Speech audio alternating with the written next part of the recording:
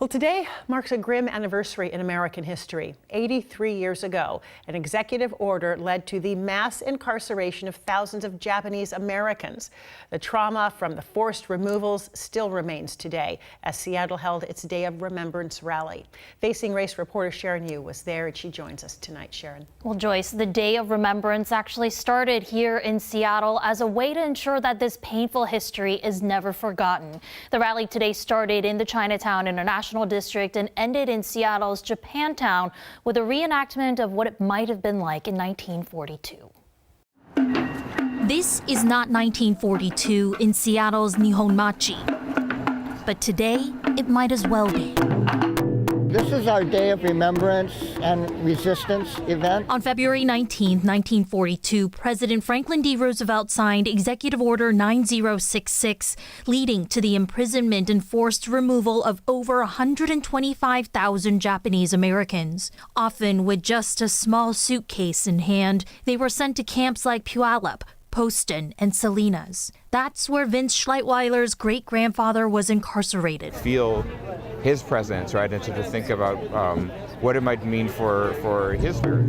Schleitweiler's son, Tom, also wearing a tag. This is my name, but it's also the name of my great-grandfather's brother. Schleitweiler lives this history daily, not just as a fourth-generation descendant of his great-grandparents, but also as an American ethnic studies teacher at the University of Washington. He says the government was eager to remove Japanese Americans even before the executive order. That the government initially invoked something called the Alien Enemies Act of 1798. Through that act, leaders immigrants in the community were rounded up, taken from their home. And when the forced removals were completed, Seattle and many other places didn't look like they did before. Suddenly Pike Place was empty. It meant suddenly there were holes in people's neighborhoods and community. That sounding familiar to a lot of the attendees at this rally.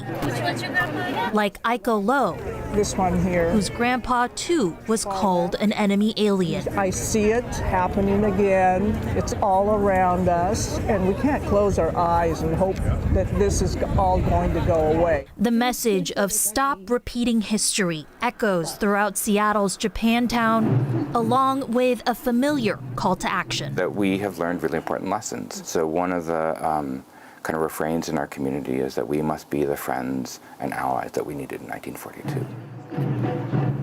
Today's event was organized by Suru for Solidarity along with La Resistencia, and they will be hosting another rally outside of the Northwest Detention Center in Tacoma on Sunday as well as a part of this Day of Remembrance event.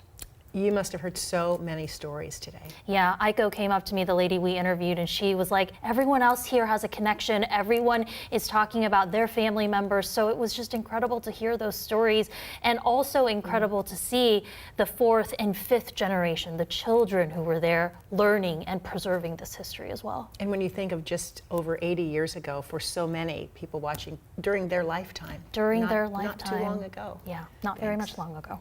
Thank you.